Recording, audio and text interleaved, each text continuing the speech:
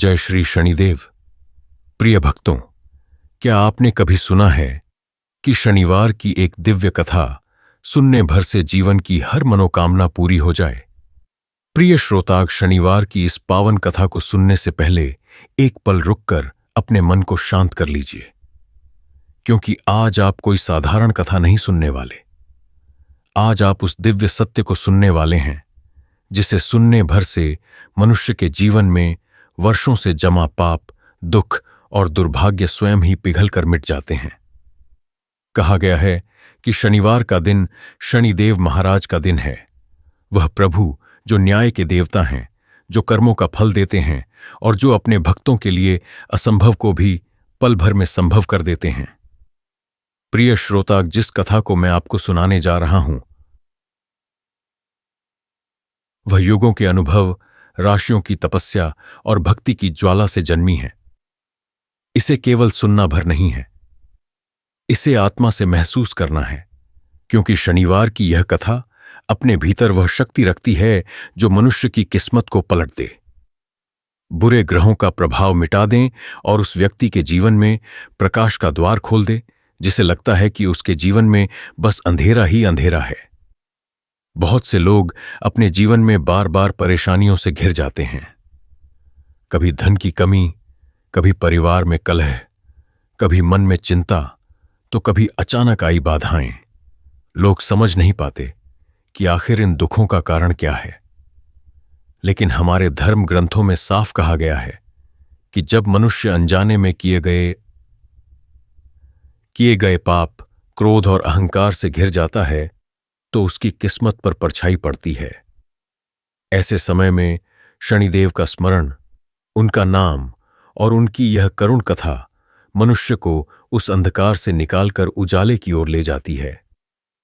शनिवार को श्रद्धापूर्वक कथा सुनने का फल इतना महान माना गया है कि स्वयं शनिदेव इस दिन अपने भक्तों को विशेष आशीर्वाद देते हैं।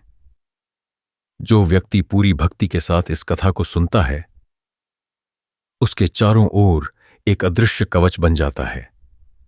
उसके घर के क्लेश शांत हो जाते हैं, मन का डर खत्म हो जाता है और उसकी बाधाएं ऐसे टूटती हैं जैसे तेज हवा में सूखे पत्ते उड़ जाते हैं। प्रिय श्रोताग, आज जब आप यह कथा सुन रहे हैं तो यह ना सोचिए कि आप कोई वीडियो देख रहे हैं। समझिए कि आप एक आध्यात्मिक द्वार के सामने खड़े हैं। अगर आपका मन सच्चा है, आपकी भावना पवित्र है और आपका विश्वास मजबूत है, तो यह कथा आपके जीवन की दिशा बदल सकती है। हो सकता है इसका कोई एक शब्द आपके दिल को ऐसा छू जाए कि आपकी तकदीर उसी पल बदलने लग जाए। इसीलिए अपना मन खोल दीजिए, अपने संदेह, दर्द और नकारात्मकता को बाहर छोड़ दीजिए और इस पावन कथा का प्रत्येक शब्द ऐसे सुनिए जैसे वह स्वयं शनिदेव का आशीर्वाद हो। बहुत समय पहले की बात है। एक नगर के अंतिम छोर पर, जहां शहर का शोर खत्म हो जाता था और घने जंगलों की सीमा शुरू होती थी, वहां एक टूटी फूटी कुटिया थी। उस कुटिया की दीवारें मिट्टी की थीं, जो बारिश के थपेरों से जगह जगह से दरक चुकी थीं। छत पर ही सूखी घास भी अब पानी को रोक पाने में असमर्थ थी। इसी जर्जर कुटिया में रहते थे ब्राह्मण दीनदयाल और उनकी धर्मपत्नी कौशल्या। दीनदयाल एक विद्वान ब्राह्मण थे, लेकिन उनका जीवन दरिद्रता की ऐसी बेरियों में जकारा था कि कभी कभी उन्हें और उनकी पत्नी को 2 वक्त की रोटी के लिए भी तरसना पड़ता था। दीनदयाल दिन भर नगर में भिक्षा मांगते शास्त्रों का पाठ करते, लेकिन जो कुछ भी मिलता वह उनके परिवार का पेट भरने के लिए पर्याप्त नहीं था। फिर भी दीनदयाल के होठों पर कभी शिकायत नहीं आई। उनके हृदय में शनिदेव के प्रति अटूट श्रद्धा थी। वह हर शनिवार को भूखे रहकर भी शनिदेव की आराधना करते और पीपल के वृक्ष के नीचे तेल का दीपक जलाना कभी नहीं भूलते थे। कौशल्या, जो ममता की साक्षात मूरत थी, उसका जीवन तो जैसे आंसुओं की एक लंबी नदी बन गया था। वह अपने फटे हुए आंचल से अपने दुखों को ढकने की कोशिश करती, लेकिन मां का हृदय भला अपनी संतान का दुख कैसे छिपा सकता था। उनका एक इकलौता पुत्र था जिसका नाम उन्होंने बड़े चाव से देवव्रत रखा था। लेकिन विडंबना देखिए, जिस बालक के नाम में देव था उसका शरीर व्याधियों का घर बन चुका था। देवव्रत जन्म से ही बहुत कमजोर था। उसके पैर सीधे नहीं थे, वह चल नहीं सकता था। उसकी आंखों में एक अजीब सी लाचारी थी। वह बोल नहीं पाता था, बस करुण स्वर में सिसकता रहता था। नगर के वैद्यों ने कह दिया था कि यह बालक किसी पुराने श्राप या प्रारब्ध के कर्मों का फल भुगत रहा है। इसका कोई इलाज नहीं है। एक सर्द रात की बात है। बाहर बर्फीली हवाएं चल रही थीं और आसमान में काले बादलों ने डेरा डाल रखा था। कौशल्या अपनी कुटिया के कोने में बैठी अपने पुत्र को अपनी फटी हुई साड़ी में लपेटकर उसे गर्माहट देने की कोशिश कर रही थी। देवव्रत बुखार से तप रहा था। उसकी सांसें तेज चल रही थीं और वह रह रह कर कांप उठता था। दीनदयाल पास ही जल रहे एक छोटे से दिए की रोशनी में शनिदेव का ध्यान कर रहे थे। तभी कौशल्या की सिसकी सुनाई दी। वह रोते हुए बोली, स्वामी, आखिर हमने ऐसा क्या पाप किया है? आप तो दिन रात प्रभु की भक्ति करते हैं, फिर हमारे घर में यह अंधकार क्यों है? देखिए इस मासूम को, इसने तो अभी दुनिया भी नहीं देखी, फिर यह किस जुर्म की सजा काट रहा है? क्या शनिदेव इतने कठोर हैं कि उन्हें एक मां की तरफ दिखाई नहीं देती? दीनदयाल की आंखों में भी आंसू आ गए, पर उन्होंने अपनी पत्नी का हाथ पकड़कर धीमे स्वर में कहा, कौशल्या, शनिदेव कठोर नहीं, वह न्यायप्रिय हैं। वह जो देते हैं वह हमारे कर्मों का शोधन होता है। सोने को भी कुंदन बनने के लिए आग में तपना पड़ता है। शायद यह हमारी परीक्षा है। धैर्य रखो, वह सबका भला करते हैं, हमारा भी करेंगे। लेकिन गरीबी की मार और ममता का दर्द बड़ा गहरा होता है। उस रात कौशल्या और दीनदयाल के घर में अन्न का एक दाना भी नहीं था। कौशल्या ने पानी गर्म करके अपने पुत्र के होठों से लगाया ताकि उससे कुछ राहत मिल सके। पिता दीनदयाल बाहर निकले और ठिठुरती ठंडी पौसम को में कुटिया के बाहर लगे उस पीपल के पैर के पास जाकर खड़े हो गए जिसे वह शनिदेव का प्रतीक मानते थे। उन्होंने हाथ जोड़कर आसमान की ओर देखा और कहा, हे छाया पुत्र, हे सूर्य पुत्र शनिदेव, मैं अपने दुखों से नहीं डरता, मैं अपनी गरीबी से नहीं भागता, लेकिन अपनी पत्नी के आंसू और अपने पुत्र की यह तड़प अब मुझसे देखी नहीं जाती। यदि मेरे जीवन में कोई पुण्य शेष है तो उसका फल मेरे पुत्र को दे दो। मुझे चाहे जितनी सजा दे दो, पर इस निर्दोष बालक को आरोग्य दान दो प्रभु। अभी दीनदयाल अपनी प्रार्थना पूरी ही कर पाए थे कि अचानक मौसम ने करवट बदली। हवाएं और तेज हो गईं और दूर अंधेरे रास्ते पर एक धुंधली सी आकृति दिखाई दी। कोई लाठी टेकता हुआ उनकी कुटिया की ओर बढ़ा आ रहा था।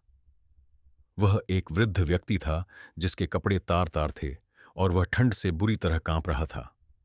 जैसे जैसे वह वृद्ध पास आया, दीनदयाल ने देखा कि उस वृद्ध की एक आंख खराब थी और वह पैर से लंगरा कर चल रहा था। वह वृद्ध दीनदयाल की कुटिया के द्वार पर आकर रुक गया और अत्यंत क्षीण आवाज में बोला, क्या इस कुटिया में किसी अभागे मुसाफिर को शरण मिल सकती है? मैं कई दिनों से भूखा हूं और इस ठंड में मेरे प्राण निकल रहे हैं। दीनदयाल, जो स्वयं अभावों में जी रहे थे, उस वृद्ध को देखकर विचलित हो उठे। उन्होंने सोचा कि मेरे घर में तो खुद कुछ नहीं है, पर अतिथि को खाली हाथ कैसे जाने दूं?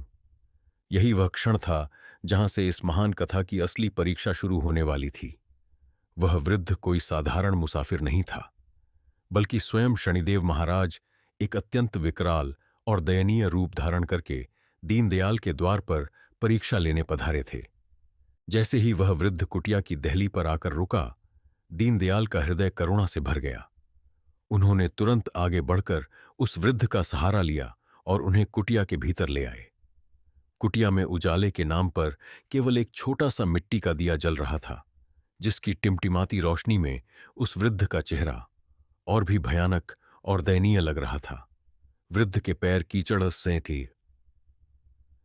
से सने थे और उनके शरीर से एक अजीब सी गंध आ रही थी।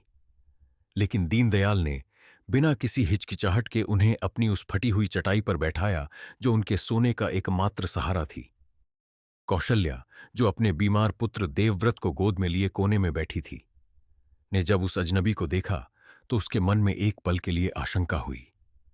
उनके पास खुद के लिए अन्न नहीं था। पुत्र मृत्यु के द्वार पर खड़ा था। ऐसे में एक अतिथि की सेवा कैसे होगी? लेकिन कौशल्या एक धर्मपरायण नारी थी। उसने अपने आंसुओं को पछा और अपने मातृत्व की ममता को समेटकर उस वृद्ध के लिए जल लेने उठी। दीनदयाल ने वृद्ध के चरणों के पास बैठकर बड़ी विनम्रता से पूछा, हे वृद्ध देवता, आप कौन हैं? और इस आधी रात को इस निर्जन वन के मार्ग पर कहां जा रहे हैं? आपकी अवस्था देखकर मेरा हृदय बहुत दुखी है। उस वृद्ध ने अपनी फटी हुई आवाज में उत्तर दिया, ब्राह्मण, मैं एक अभागा मुसाफिर हूं। दुनिया मुझे क्षणी की छाया कहती है, क्योंकि जहां मैं जाता हूं वहां केवल दुख और विपत्ति ही मिलती है। मेरा कोई घर नहीं, कोई ठिकाना नहीं। आज भूख और प्यास ने मुझे बेदम कर दिया है। क्या तुम्हारे पास इस मरते हुए बूढ़े के लिए कुछ खाने को है? दीनदयाल ने अपनी पत्नी कौशल्या की ओर देखा। कौशल्या की आंखों में बेबसी के आंसू थे। वह जानती थी कि कुटिया के एक पुराने घरे में बस मुट्ठी भर जौ का आटा बचा था, जिसे उसने सुबह अपने बीमार बेटे के लिए सहेज कर रखा था। देवव्रत की हालत ऐसी नहीं थी कि वह कुछ खा सके, लेकिन वह मां का भरोसा था कि शायद सुबह तक बच्चा कुछ मांग ले। कौशल्या ने दीनदयाल को इशारे से पास बुलाया और कांपती आवाज में धीरे से कहा, स्वामी, घर में केवल वही थोड़ा सा आटा बचा है जो हमने देवव्रत के लिए रखा था। अगर वह आज रात यह वृद्ध खा लेगा तो कल सुबह जब हमारे पुत्र को होश आएगा तो हम उसे क्या खिलाएंगे? उसकी सांसें पहले ही बहुत कमजोर हैं। दीनदयाल ने एक पल के लिए अपनी आंखें बंद कीं और शनिदेव का स्मरण किया। फिर उन्होंने अपनी पत्नी के सिर पर हाथ रखा और कहा, कौशल्या अतिथि के रूप में नारायण स्वयं द्वार पर आते हैं। हमारे पुत्र का भाग्य शनिदेव के हाथों में है, लेकिन इस समय यह वृद्ध भूख से मर रहा है। अगर हम इसे भूखा भेज देंगे तो हमारा धर्म नष्ट हो जाएगा। तुम संकोच मत करो, जो कुछ भी है इन्हें अर्पण कर दो। कौशल्या ने भारी मन से वह आटा निकाला, उसे पानी में घोलकर एक पतली सी लप्स बनाई और बड़े आदर के साथ उस वृद्ध के सामने रख दी। वृद्ध ने बड़े चाव से वह भोजन ग्रहण किया, जैसे वह सदियों का भूखा हो। खाना खाने के बाद वृद्ध की आंखों में एक अजीब सी चमक आई, लेकिन वह चमक शांत नहीं थी, बल्कि उसमें एक परीक्षा की कठोरता थी। वृद्ध ने अचानक कुटिया के कोने में लेटे उस बीमार बालक देवव्रत की ओर इशारा किया और पूछा, यह बालक कौन है? यह इतना निस्तेज और निर्जीव सा क्यों पड़ा है? कौशल्या फूट फूट कर रोने लगी। उसने वृद्ध के चरणों में गिरकर कहा, महाराज, यह मेरा इकलौता पुत्र है। जन्म से ही यह रोगों के चक्रव्यूह में फंसा है। न यह चल सकता है, न बोल सकता है। कई रातों से इसने अपनी आंखें नहीं खोली हैं। हम बहुत निर्धन हैं महाराज, हम इसका इलाज नहीं करा सकते, बस प्रभु की कृपा के भरोसे बैठे हैं। वृद्ध की आवाज अचानक बहुत गंभीर हो गई। उन्होंने कहा, ब्राह्मण, तुम जानते हो इस बालक की यह दशा क्यों है? यह शनि की 7.5 का प्रभाव है। इसके पूर्व जन्मों के पापों का बोझ इतना भारी है कि इसे इस जन्म में तिल तिल कर मरना ही होगा। तुम व्यर्थ में इसकी सेवा कर रहे हो। जो फल सड़ चुका हो उसे पैर से गिर ही जाना चाहिए। यह सुनकर कौशल्या का कलेजा मुंह को आ गया। एक मां के लिए उसके बच्चे के बारे में ऐसे कठोर शब्द सुनना किसी वज्रपात से कम नहीं था। वह चिल्लाकर बोली, नहीं महाराज, ऐसा मत कहिए। मेरा पुत्र निर्दोष है। अगर किसी के पापों की सजा देनी है तो मुझे दीजिए, मेरे पति को दीजिए, लेकिन इस मासूम को छोड़ दीजिए। मां की ममता क्या इतनी कमजोर होती है कि वह अपने बच्चे को मरते हुए देख ले? मैं शनिदेव से लड़ जाऊंगी। मैं अपने प्राण दे दूंगी, पर अपने बेटे को इस तरह नहीं जाने दूंगी। दीनदयाल ने कौशल्या को संभाला, लेकिन उस वृद्ध के चेहरे पर कोई दया नहीं आई। वृद्ध ने खड़े होते हुए कहा, यदि तुम इसे बचाना चाहती हो तो क्या तुम वह कर सकती हो जो मैं कहूंगा? शनिदेव केवल बलिदान मांगते हैं, कोरी प्रार्थनाएं नहीं। दीनदयाल ने हाथ जोड़कर कहा, आज्ञा दीजिए महाराज, हम अपने पुत्र के प्राणों के लिए कुछ भी करने को तैयार हैं। वृद्ध ने कुटिया के बाहर अंधेरे की ओर देखते हुए कहा, कल शनिवार है। सूर्योदय से पहले तुम्हें इस बालक को लेकर उस पुराने पीपल के पैर के पास जाना होगा जो श्मशान के करीब है। वहां तुम्हें शनिदेव की एक ऐसी पूजा करनी होगी जिसमें तुम्हें अपने सबसे प्रिय वस्तु का त्याग करना होगा। और याद रखना, अगर तुम्हारे मन में रत्ती भर भी संदेह आया तो यह बालक उसी क्षण प्राण त्याग देगा। कौशल्या और दीनदयाल के लिए यह किसी अग्नि परीक्षा से कम नहीं था। आधी रात का समय, श्मशान के पास का वह डरावना पीपल का पैर और अपने सबसे प्रिय वस्तु का त्याग। उनके पास तो केवल उनका यह बीमार पुत्र ही था, वही उनकी सबसे प्रिय वस्तु थी। क्या उस वृद्ध का मतलब यह था कि उन्हें अपने पुत्र की बलि देनी होगी? कौशल्या का मन कांप उठा, लेकिन उसके भीतर की मां ने हार नहीं मानी। उसने अपने पुत्र को सीने से और कसकर लगा लिया। उस रात कुटिया के भीतर का सन्नाटा बाहर चल रही तूफानी हवाओं से भी ज्यादा भयानक था। वह वृद्ध कुटिया के बाहर जाकर एक पैर के नीचे बैठ गया और ध्यान लगाने का नाटक करने लगा, जबकि वास्तव में वह देख रहा था कि इन दोनों पति पत्नी का विश्वास कितना गहरा है। पूरी रात दीनदयाल और कौशल्या सो नहीं पाए। वे बस देवव्रत के चेहरे को देखते रहे जो बुखार में तप रहा था। कौशल्या ने अपने आंसुओं से बालक के पैर धोए और मन ही मन शनिदेव से विनती करने लगी। वह सोच रही थी कि क्या न्याय के देवता इतने निष्ठुर हो सकते हैं कि एक मां की गोद सुनी कर दें। जैसे जैसे सुबह का समय करीब आने लगा, दीनदयाल ने अपनी लाठी उठाई और कौशल्या से कहा, तैयार हो जाओ कौशल्या, परीक्षा की घड़ी आ गई है। हमें उस पीपल के पैर तक जाना ही होगा। अंधेरी रात का पिछला पहर था। अभी भोर की पहली किरण ने आकाश को छुआ भी नहीं था कि दीनदयाल और कौशल्या अपनी कुटिया से बाहर निकल आए। कौशल्या ने अपने बीमार पुत्र देवव्रत को अपनी छाती से चिपका रखा था। बालक का शरीर ज्वर से तप रहा था और उसकी धीमी धीमी सिसकियां उस भयावह सन्नाटे को और भी दर्दनाक बना रही थीं। रास्ता पथरीला और कांटों से भरा था। चारों ओर घने जंगल का साम्राज्य था, जहां उल्लुओं की डरावनी आवाजें और सियार का रोना मन में भय पैदा कर रहा था। दीनदयाल एक हाथ में पुरानी लाठी और दूसरे हाथ में तेल का एक छोटा सा दीपक लिए आगे आगे चल रहे थे। उस दिए की टिमटिमाती लौ बार बार तेज हवा के झोंकों से बुझने को होती, लेकिन दीनदयाल अपनी हथेली की ओट देकर उसे बचा लेते, ठीक वैसे ही जैसे वे अपने पुत्र के जीवन की लौ को बचाने का प्रयास कर रहे थे। कौशल्या के पैर थककर चूर हो चुके थे। कांटे उसके पैरों में चुभ रहे थे और पत्थर की ठोकरों से खून निकल रहा था, लेकिन एक मां का हृदय इन सब से बेखबर था। उसे बस उस वृद्ध की बातें याद आ रही थीं। वह बार बार मन ही मन शनिदेव से प्रार्थना कर रही थी, हे प्रभु, मेरा सुहाग सलामत रखना, मेरी कोख उजड़ने मत देना।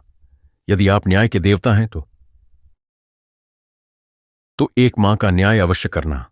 जब वे नगर की सीमा पार कर श्मशान के समीप पहुंचे तो वातावरण में एक अजीब सी भारीपन महसूस होने लगा। वहां का वह प्राचीन पीपल का पैर किसी दानव की भांति खड़ा था। उसकी लंबी लंबी शाखाएं नीचे की ओर लटकी हुई थीं, जो अंधेरे में हाथ फैलाए खड़ी प्रतीत हो रही थीं। वह वृद्ध मुसाफिर पहले से ही उस पैर के नीचे बैठा हुआ था। उसकी आंखों में एक अजीब सी चमक थी जो उस अंधेरे में भी साफ दिखाई दे रही थी। दीनदयाल ने वृद्ध के पास पहुंचकर प्रणाम किया और बोले, महाराज, हम आ गए। जैसा आपने कहा था, हम अपने पुत्र को लेकर इस पावन पीपल के नीचे आ पहुंचे हैं। अब बताइए, हमें क्या करना होगा? वृद्ध अपनी जगह से उठे। उन्होंने कौशल्या की ओर देखा, जिसकी आंखों से आंसुओं की अविरल धारा बह रही थी। वृद्ध ने कठोर स्वर में कहा, ब्राह्मण, यह स्थान साधारण नहीं है। यहां कर्मों का हिसाब होता है। तुमने कहा था कि तुम अपने पुत्र के लिए कुछ भी त्यागने को तैयार हो। तो सुनो, शनिदेव को स्वर्ण या चांदी नहीं चाहिए, उन्हें उस वस्तु का दान चाहिए जो तुम्हारे हृदय के सबसे करीब है। कौशल्या कांपते हुए बोली, महाराज, हमारे पास इस टूटी कुटिया और इन फटे कपड़ों के अलावा कुछ नहीं है। मेरा पुत्र ही मेरा संसार है। क्या आप मेरे बच्चे के प्राण मांग रहे हैं? वृद्ध हंसे और उनकी वह हंसी उस श्मशान के सन्नाटे में गूंज उठी। उन्होंने कहा, पुत्र की बलि तो कमजोर लोग देते हैं। शनिदेव को तुम्हारे ममत्व और तुम्हारी ममता की परीक्षा लेनी है। कौशल्या, यदि तुम चाहती हो कि तुम्हारा पुत्र अभी इसी क्षण उठकर खड़ा हो जाए और उसके सारे रोग मिट जाए, तो तुम्हें अपने हाथों से उसे इस पीपल की जड़ में लेटाना होगा और फिर पीछे मुड़कर देखे बिना यहां से चले जाना होगा। आज के बाद तुम कभी उसे अपना पुत्र नहीं कहोगी, न ही कभी उसे देखने की कोशिश करोगी। वह बालक यहीं छोड़ना होगा। शनिदेव के भरोसे क्या तुम अपनी ममता का यह बलिदान दे सकती हो? यह सुनते ही कौशल्या के पैरों तले जमीन खिसक गई। एक मां के लिए यह मौत से भी बदतर सजा थी, अपने बच्चे को जीवित रहते हुए हमेशा के लिए त्याग देना, उसे इस डरावने स्थान पर अकेला छोड़ देना। कौशल्या बालक को सीने से लगाकर जमीन पर गिर पड़ी। वह फूट फूट कर रोने लगी। नहीं, यह नहीं हो सकता। मैं मर सकती हूं, मैं भूख ही रह सकती हूं, पर अपने कलेजे के टुकड़े को कैसे छोड़ दूं? महाराज, कोई और रास्ता बताइए। मुझ पर रहम कीजिए। दीनदयाल की आंखों में भी भारी विषाद था। उन्होंने वृद्ध से कहा, महाराज, क्या न्याय का मार्ग इतना निष्ठुर है? क्या एक पिता अपने पुत्र को असहाय छोड़ दे? वृद्ध ने आंखें तरेड़ते हुए कहा, न्याय निष्ठुर नहीं, निष्पक्ष होता है ब्राह्मण। तुम मोह में फंसे हो। यदि यह बालक तुम्हारे पास रहा तो यह तड़प तड़प कर मरेगा। यदि इसे शनिदेव के चरणों में सौंप दोगे तो इसका जीवन बच जाएगा। अब चुनाव तुम्हारा है। तुम्हें अपना मोह प्यारा है या अपने पुत्र का जीवन? आकाश में बिजली करके देवव्रत की हालत बिगड़ने लगी।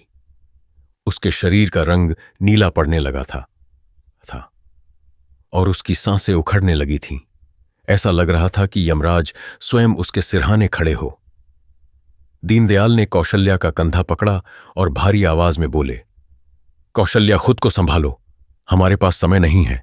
यदि हमारा पुत्र जीवित रहता है तो कम से कम इस संसार में कहीं ना कहीं तो सांस लेगा। उसे तड़पते देखने से बेहतर है कि हम उसे प्रभु को सौंप दें। विश्वास रखो, शनिदेव उसका बुरा नहीं करेंगे। कौशल्या का हृदय छलनी हो रहा था। उसने कांपते हाथों से उस नन्हे बालक को देखा। वह मासूम चेहरा, वह बंद आंखें, क्या वह आखिरी बार इन्हें देख रही थी? मां की ममता और पुत्र के जीवन के बीच एक महायुद्ध चल रहा था। अंततः ममता की जीत पुत्र के जीवन को बचाने में हुई। कौशल्या ने चीख मारते हुए उस बालक को पीपल की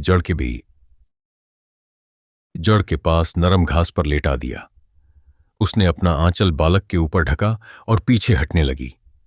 वृद्ध ने जोर से कहा, याद रखना, पीछे मुड़कर मत देखना।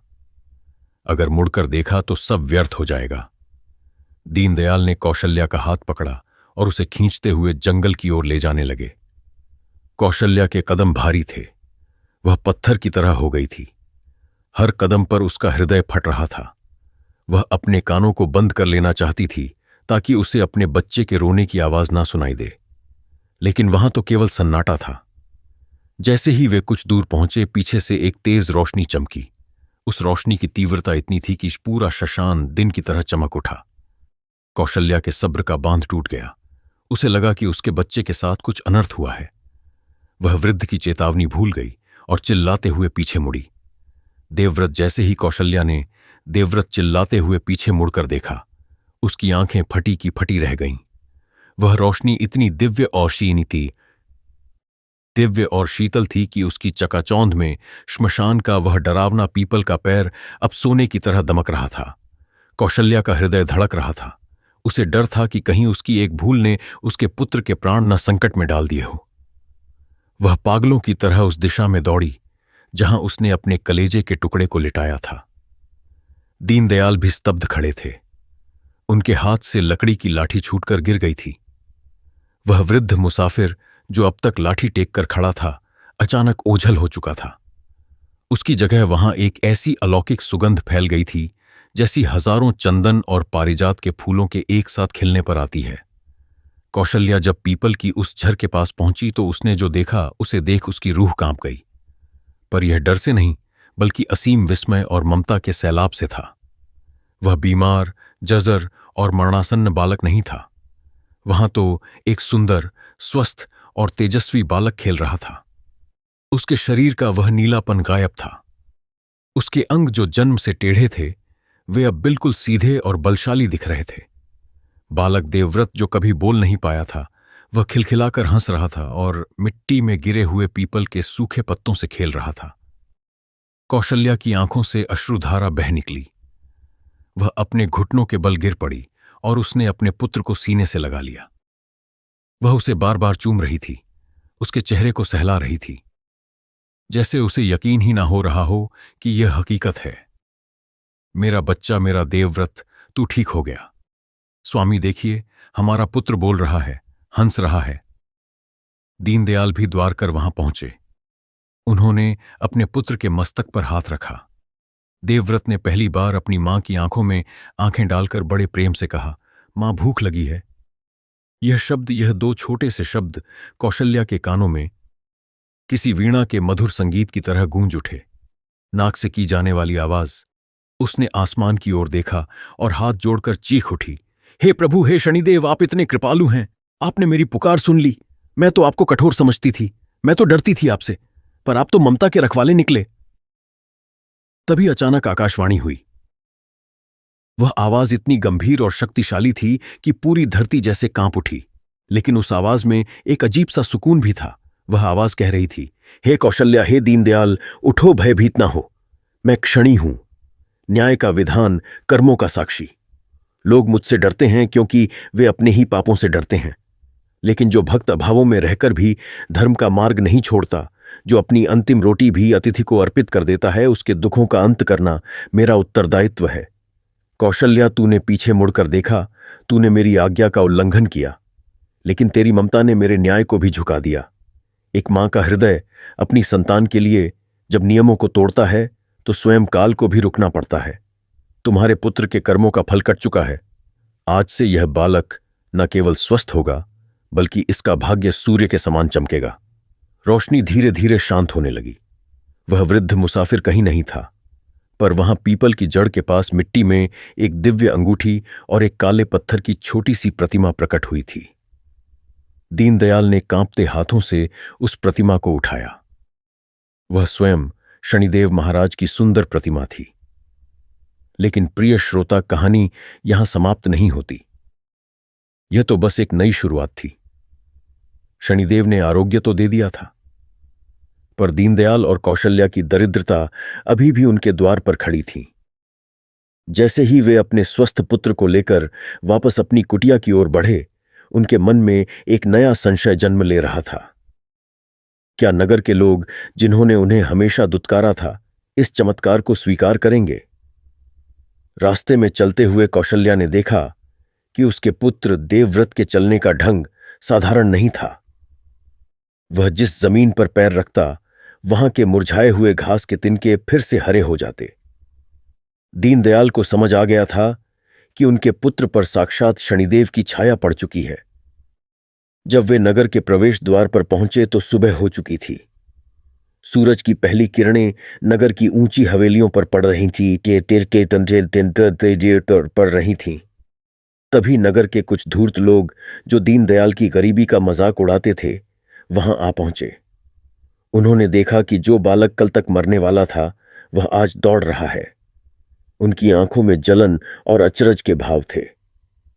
एक अमीर साहूकार ने आगे बढ़कर दीनदयाल का रास्ता रोका और करवाहट से कहा, अरे ओ दरिद्र ब्राह्मण, यह क्या जादू टोना करके लाए हो? कल तक तो तेरा बेटा यमराज के घर जाने वाला था, आज यह इतना हट्टा कट्टा कैसे हो गया? कहीं तुमने किसी बुरी शक्ति से समझौता तो नहीं कर लिया? कौशल्या का हृदय फिर से घबराहट से भर गया। वह अपने पुत्र को पीछे छिपाने लगी, लेकिन दीनदयाल अडिग खड़े रहे। उन्होंने साहस बटोर कर कहा, यह जादू नहीं, यह शनिदेव का न्याय है। हमने अपना सर्वस्व उन्हें सौंपा और उन्होंने हमें हमारा जीवन लौटा दिया। साहूकार हंसा और बोला, शनिदेव, वह तो दुख देते हैं, श्राप देते हैं। तुम झूठ बोल रहे हो। तुमने किसी तांत्रिक की मदद ली है। मैं तुम्हें इस नगर में नहीं रहने दूंगा।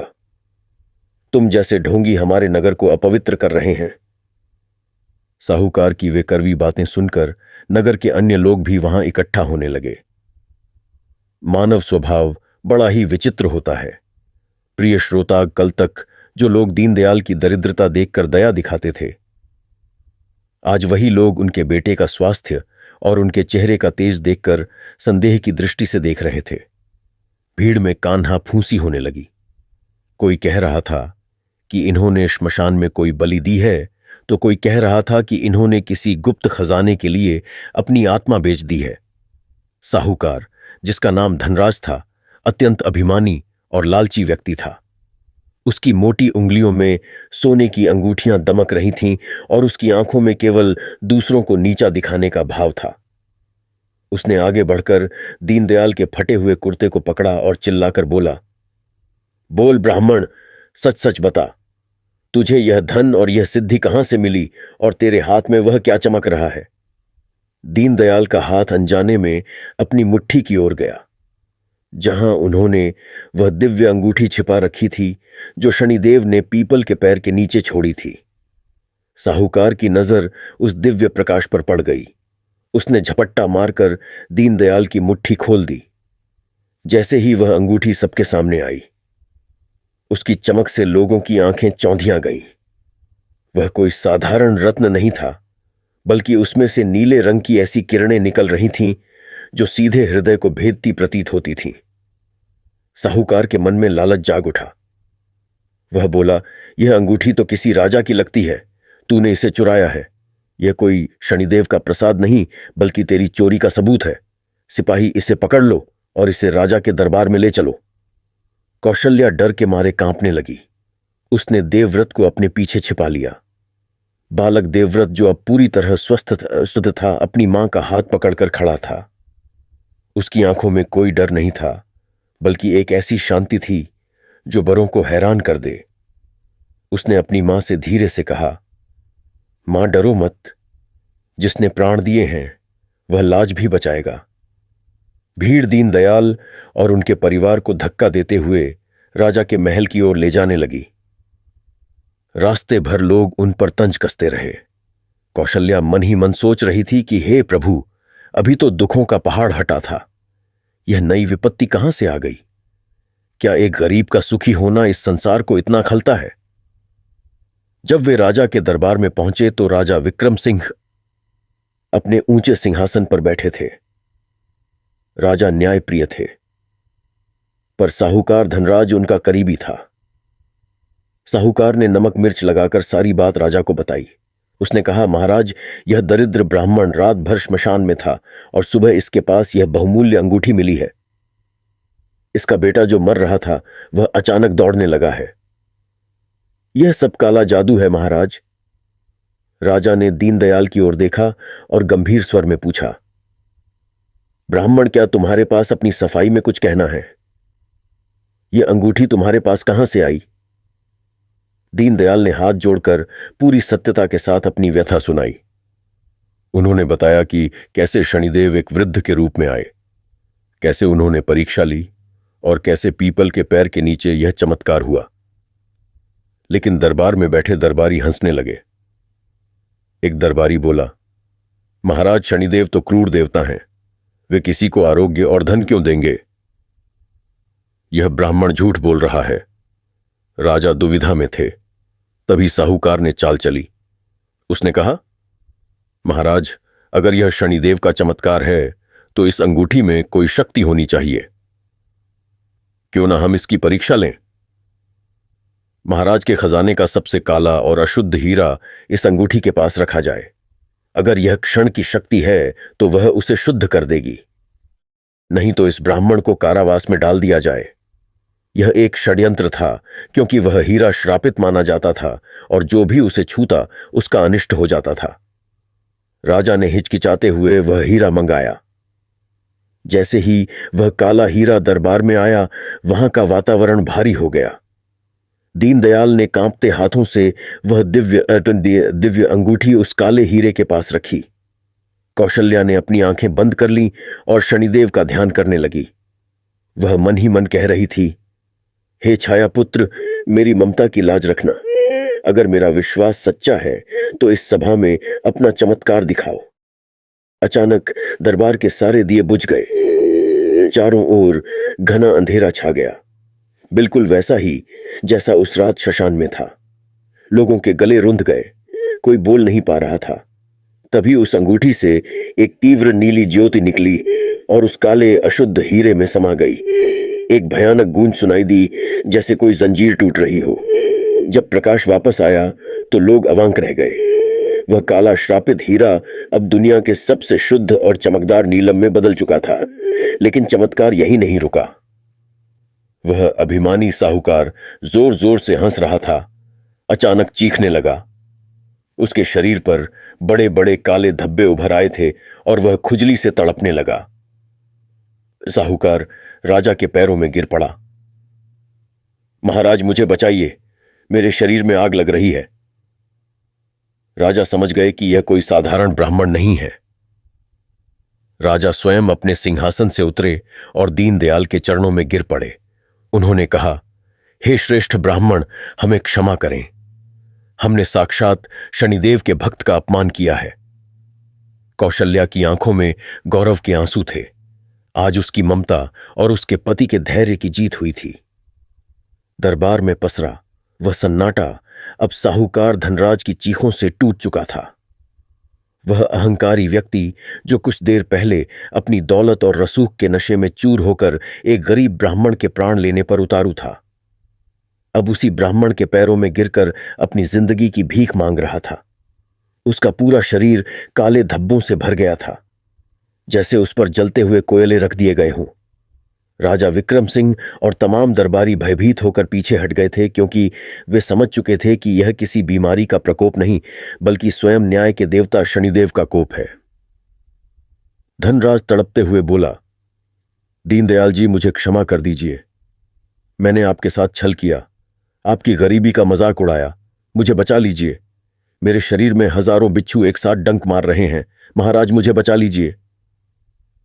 दीनदयाल का कोमल हृदय, जो वर्षों की गरीबी और अपमान सहने के बाद भी द्वेष से मुक्त था, उद था, वह पिघल गया।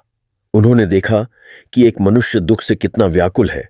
उन्होंने पीछे मुड़कर अपनी पत्नी कौशल्या की ओर देखा।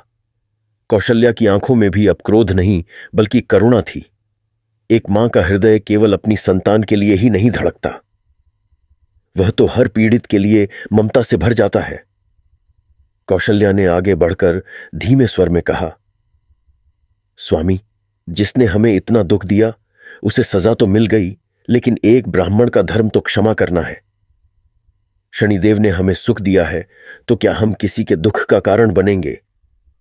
कृपया प्रभु से इनके लिए प्रार्थना कीजिए। दीनदयाल ने अपने हाथ में पकड़ी हुई वह शनिदेव की प्रतिमा और वह दिव्य अंगूठी उठाई। उन्होंने अपनी आंखें बंद की और शनिदेव का ध्यान करते हुए मन ही मन कहा, हे प्रभु, हे कर्म फलदाता, यह व्यक्ति अज्ञानी है। इसने अहंकार में आकर अपराध किया। यदि मेरी भक्ति और मेरे कष्टों का कुछ भी पुण्य शेष है तो इस व्यक्ति को क्षमा दान दें, इसे आरोग्य दें, ताकि यह अपने पापों का प्रायश्चित कर सके। तभी एक अद्भुत घटना घटी। दीनदयाल के हाथ में मौजूद वह दिव्य अंगूठी एक बार फिर चमक उठी। उस अंगूठी से एक शीतल नीली रोशनी की किरण निकली और सीधे साहूकार धनराज के शरीर पर पड़ी। जैसे जैसे वह रोशनी धनराज के शरीर को छूती गई, उसके काले धब्बे गायब होने लगे। उसकी जलन शांत हो गई और उसकी सांसें वापस सामान्य होने लगीं। पूरा दरबार जय शनिदेव के नारों से गूंज उठा। साहूकार धनराज बिल्कुल स्वस्थ होकर खड़ा हुआ। वह पुराना अभिमानी साहूकार नहीं था। उसकी आंखों से पश्चाताप के आंसू बह रहे थे। उसने दीनदयाल के चरणों को अपने आंसुओं से धो दिया और बोला, हे श्रेष्ठ ब्राह्मण, आज आपने मुझे न केवल जीवन दिया है, बल्कि मेरी अंधी आंखों को ज्ञान का प्रकाश भी दिया है। मैं अपनी सारी संपत्ति, अपनी सारी हवेलियां गरीबों और असहायों की सेवा में अर्पित करता हूं। मैं आज से आपका दास बनकर रहूंगा। राजा विक्रम सिंह ने ऊंचे स्वर में घोषणा की। आज इस दरबार में न्याय हुआ है। दीनदयाल, आपकी भक्ति ने आज इस राज्य को धन्य कर दिया है। मैं आपको इस नगर का राजपुरोहित नियुक्त करता हूं और आपको रहने के लिए एक भव्य भवन और खेती के लिए भूमि प्रदान करता हूं। आपका पुत्र देवव्रत राजसी शिक्षा प्राप्त करेगा। लेकिन दीनदयाल ने हाथ जोड़कर बड़ी विनम्रता से कहा, महाराज, मुझे महल नहीं चाहिए। मुझे वह टूटी कुटिया और वह वन का एकांत ही प्रिय है जहां मुझे शनिदेव के दर्शन हुए। हां, यदि आप कुछ देना ही चाहते हैं तो उस पुराने पीपल के पैर के पास एक भव्य मंदिर बनवा दें, ताकि जो भी दुखी और पीड़ित व्यक्ति वहां आए उसे शनिदेव की शरण मिल सके। और मेरी एकमात्र प्रार्थना यही है कि इस राज्य में कोई भी गरीब भूखा ना सोए। राजा ने दीनदयाल की इस निस्वार्थ भावना के आगे शीश झुका दिया। अगले कुछ दिनों में उस निर्जन वन का दृश्य ही बदल गया। जहां कभी सन्नाटा और डर रहता था, वहां अब मंगलगान होने लगे। राजा ने उस पीपल के पैर के पास एक विशाल और सुंदर मंदिर का निर्माण करवाया। दीनदयाल और कौशल्या अब उस कुटिया में नहीं, बल्कि मंदिर के पास ही एक साधारण से पर सुंदर आश्रम में रहने लगे। बालक देवव्रत अब इतना तेजस्वी हो गया था कि जो भी उसे देखता उसे उसमें साक्षात दैत्य अंश दिखाई देता। कौशल्या अब हर शनिवार को मंदिर के द्वार पर बैठती और दूर दूर से आने वाले भक्तों को खिचड़ी का प्रसाद बांटती। वह उन माताओं को गले लगाती जिनके बच्चे बीमार होते और उन्हें ढांढस बंधाती कि देखना, शनिदेव सब ठीक कर देंगे, बस विश्वास मत हारना। लेकिन प्रिय श्रोताग, इस सुखद जीवन के बीच एक दिन एक ऐसी घटना घटी जिसने सबको फिर से हैरत में डाल दिया।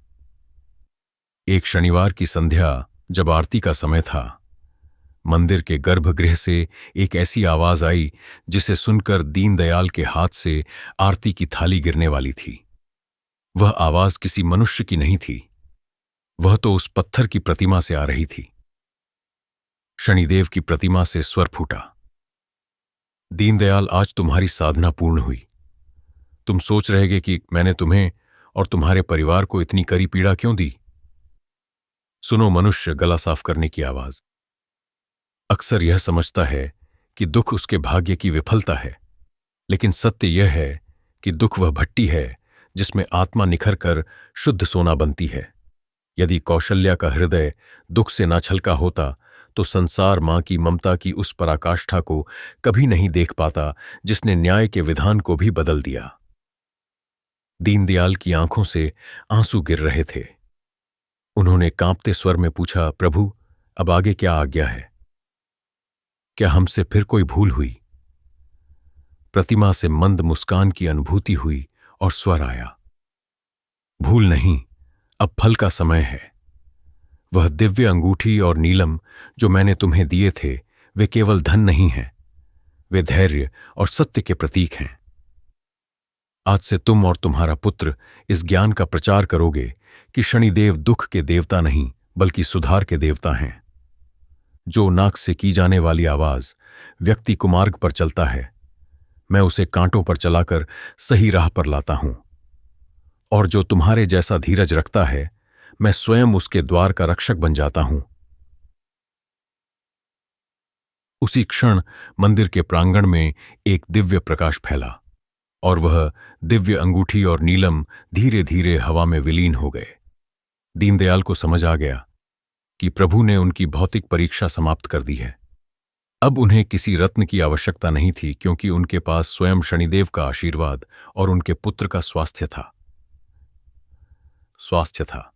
वर्ष बीतते गए, नगर का कायाकल्प हो चुका था। वह अभिमानी साहूकार धनराज अब नगर का सबसे बड़ा दानवीर बन चुका था।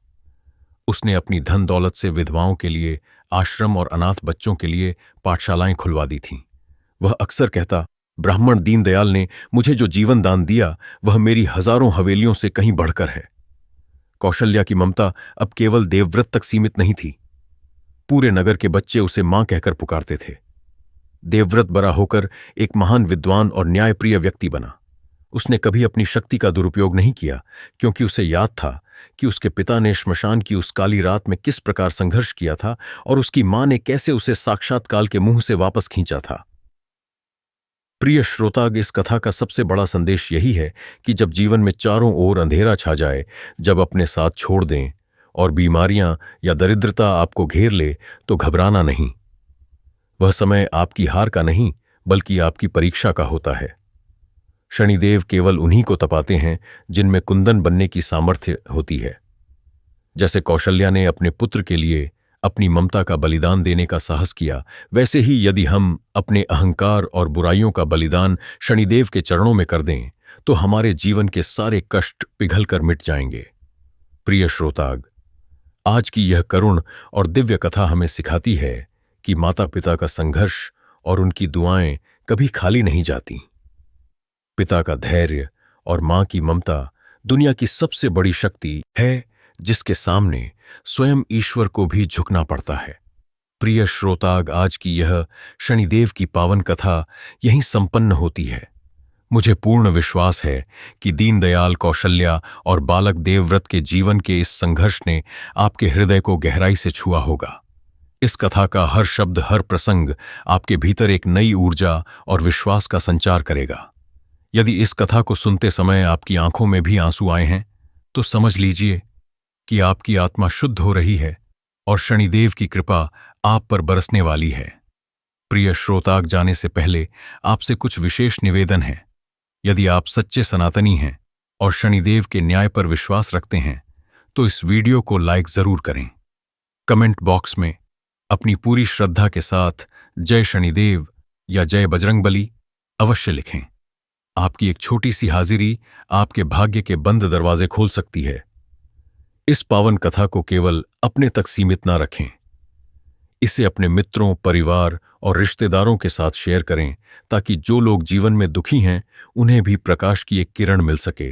और सबसे महत्वपूर्ण, हमारे चैनल भक्ति सक्सेस स्टोरीज को सब्सक्राइब करना और बेल आइकन दबाना ना भूलें, ताकि मंगलवार और शनिवार की ऐसी ही दिव्य और मर्मस्पर्शी कथाएं आपको निरंतर मिलती रहे। शनिदेव आप सभी के दुखों का नाश करें, आपके घर में सुख समृद्धि लाएं और आपके बच्चों को आरोग्य प्रदान करें। इन्हीं मंगल कामनाओं के साथ मैं आपसे विदा लेता हूं। बोलिए न्याय के देवता शनिदेव महाराज की जय। जय श्री राम।